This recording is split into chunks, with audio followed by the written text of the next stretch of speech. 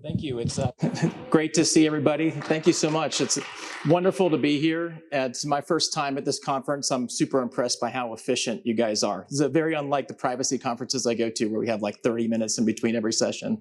I guess I shouldn't be surprised at an AI conference that you guys being hyper efficient.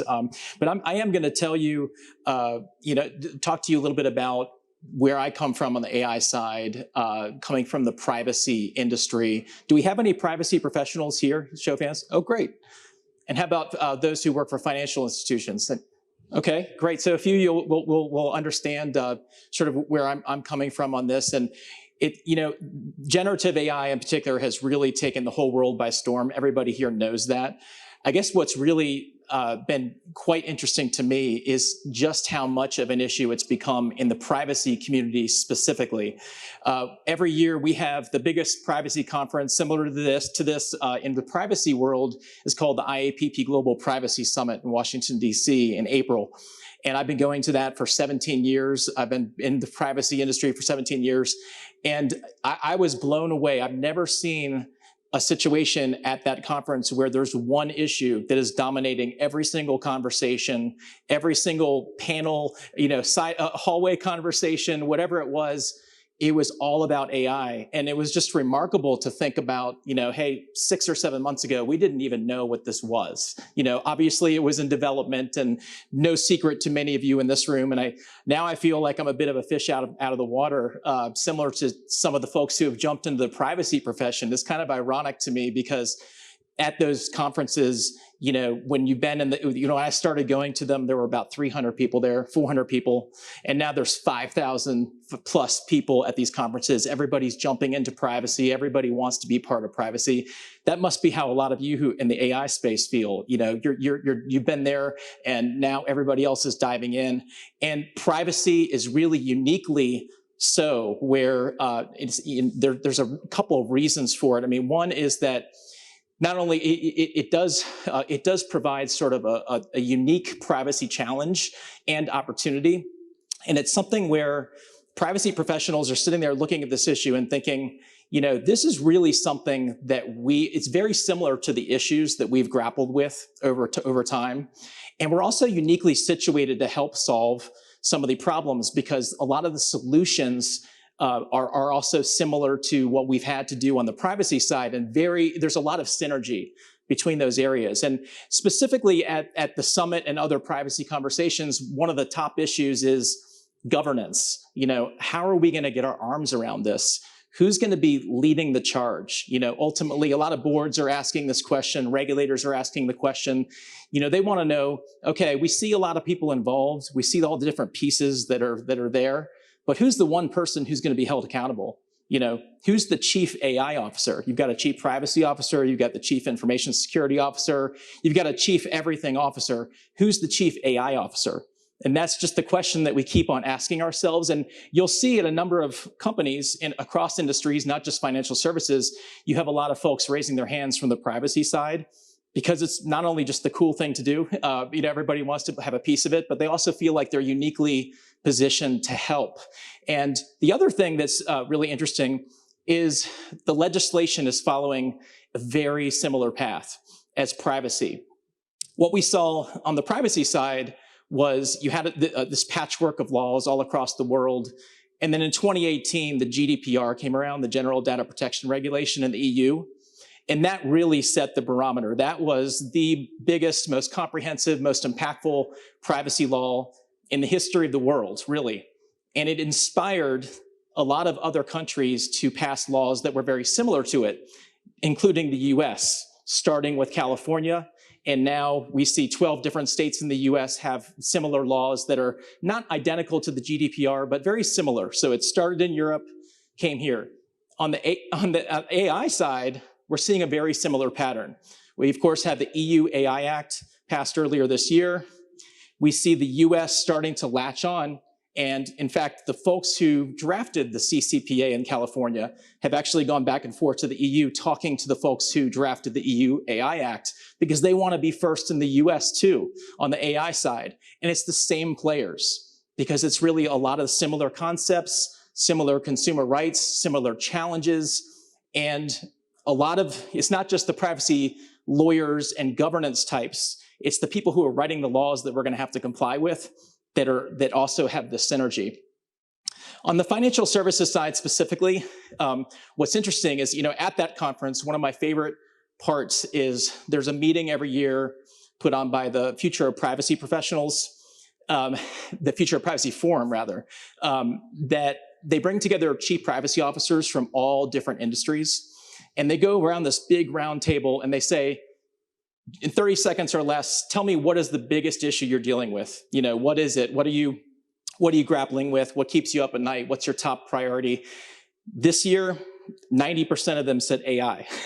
and then we started talking about, well, what is it that you're doing with AI? What about it specifically? And I mentioned the governance, that issue. But there's also, it's sort of this unique opportunity that we have because when we think about it, Truist specifically, our purpose is to inspire and build better lives and communities. Everything that we do is focused on that purpose and trying to make that happen. And when we see this generative AI capability right there, it's like, wow, this is an incredible opportunity. If we leverage this properly, we can build better products and services. We can be more efficient. We can help people a lot better than we do today by providing better guidance, better advice, better data.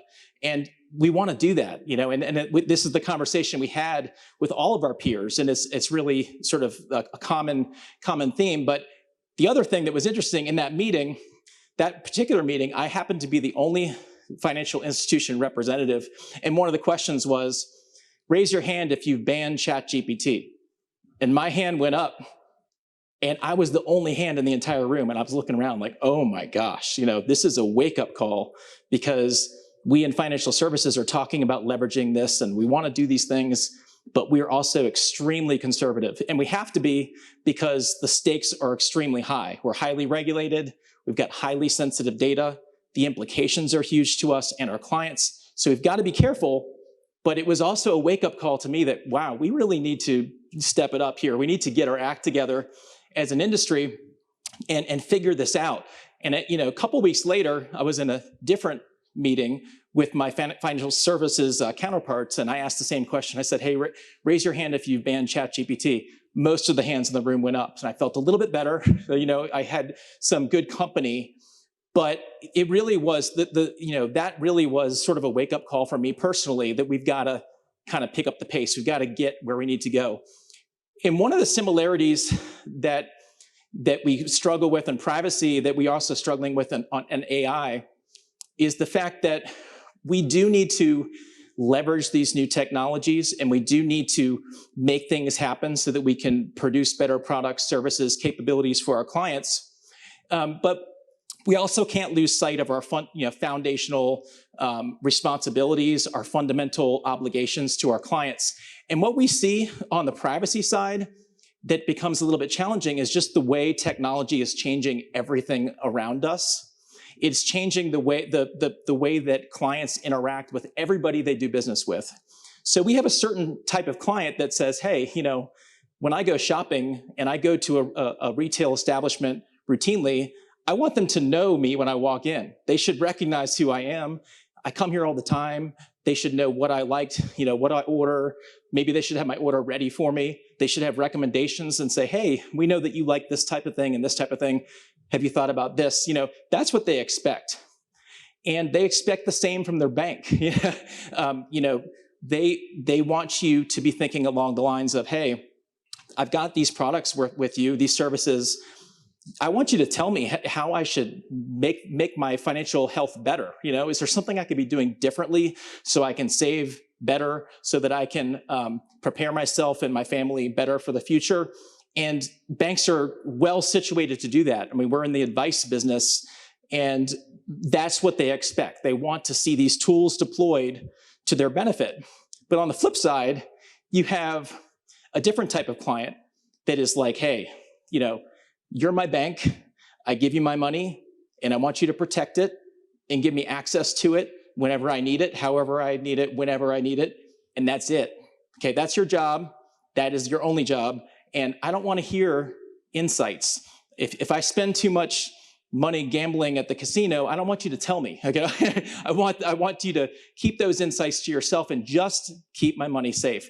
And so we've got to do both of those things. And so on the privacy side, what that has resulted in has been the building of better capabilities for clients.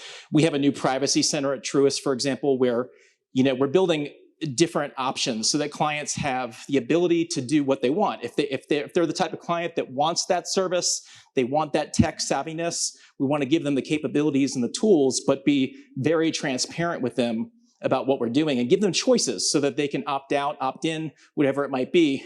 That's the game. And so bringing in generative AI is really just that same challenge magnified. And so we've got that same sort of debate going on internally.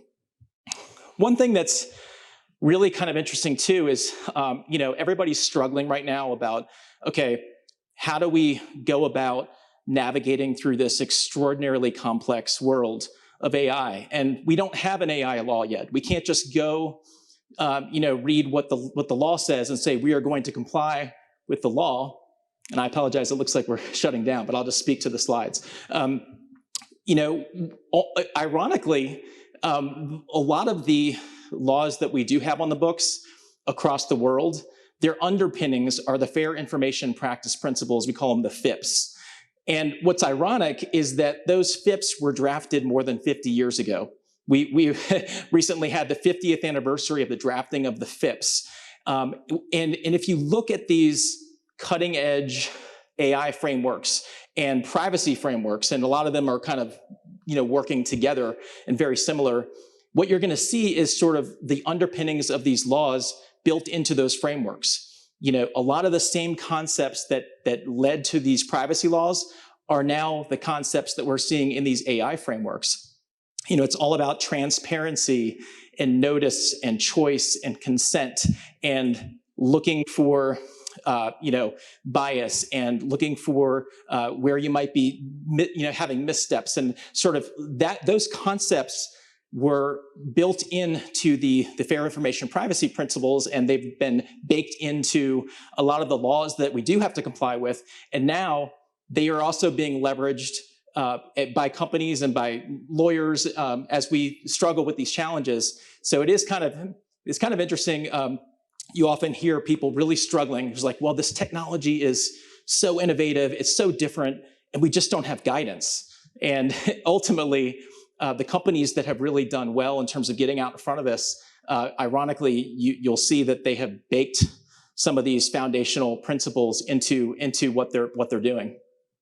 And I apologize for the slides. I'm just going to kind of speak to the rest. The other thing that I was going to mention is it's not just the privacy industry that folks are looking to leverage.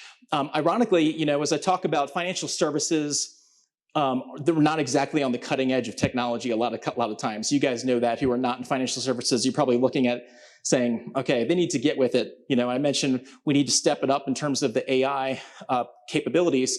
But what we do have in financial services is a long-standing obligation to be looking for things like discrimination, unfair, abusive acts and practices, any sort of bias in what we do. As we're lending to folks, we have all sorts of laws and regs that require us to have controls in place to look at what's happening. Are we doing what we're required to do? Are we inadvertently lending to certain people and not other people? Are we creating any sort of bias? And we have to be analyzing complaints and issues. And we've got requirements around testing and monitoring and risk assessments. And that is part of what makes financial services such a rigorous area. It's very, very highly regulated. We've seen some folks coming from outside financial services and saying, hey, tell me how you do that. Because right now we're gonna have to build a bias audit. And how do you do that? What are some of the questions that you ask? How do you build those controls? How do you build the monitoring? Who's responsible? In financial services, we have the concept of first line, second line, third line. The business is the first line. The second line would be kind of my team, the privacy program or technology compliance. And then the third line is internal audit. Other industries, they don't have that concept. So it's like, who's checking the checkers? Do we have that sort of concept where we have somebody coming in over the top and analyzing what's happening? And do we have unintended consequences? And as we work through AI use cases, especially as we get more creative and we step into less of a conservative place and we start to offer products and services and advice and guidance, we already have regulators asking lots of questions.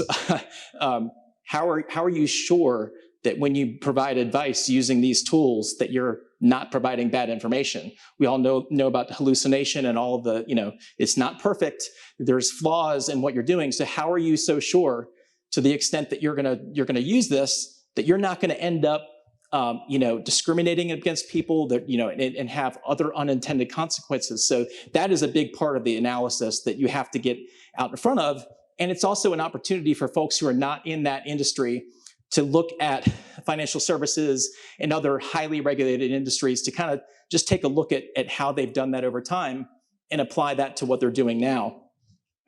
The other thing is, so I mentioned earlier, one of the questions that we have in the privacy industry, is sort of, hey, who is ultimately accountable? Who is that one person? If something goes wrong, who's getting fired? We do have to kind of find that person. But right now, more importantly, it's defining all of the different players. Who needs to be involved in the conversation? Who should be at the table as you're formulating your AI principles, your privacy principles? Maybe they're one and the same. I've listed some of them on the screen here. These are folks that are involved in our group. Our board of directors, just like many of yours, are asking questions. They want to see the partnership.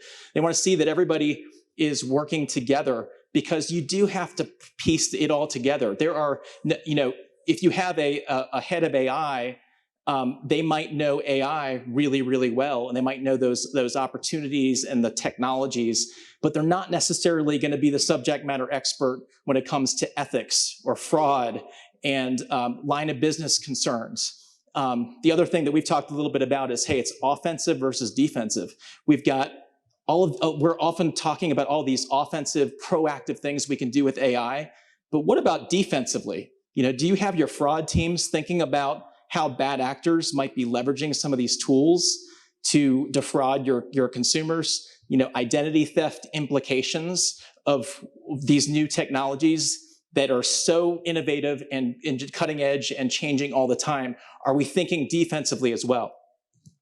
And then the last thing I would say is, I mentioned earlier about sort of these peer conversations.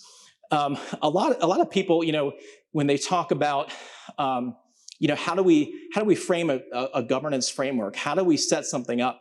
A lot of times what they're doing is they're going to consultants and, any consultant in the room probably would hate me for saying this, but you don't need to go to a consultant to tell you what your peers are doing. In the privacy world and financial services, I'd say one thing that we do really well is we talk to each other. We talk to our peers. And I get so much benefit out of just learning from what our peers are doing and having regular conversations, because nobody's got this figured out. I mean, this is brand new. This is all, cutting edge. It is something that is emerging. A lot of, some companies are ahead of others, but we can all learn from each other. So we don't need to, contact a third party to inform us what our peers are doing. We can ask them ourselves.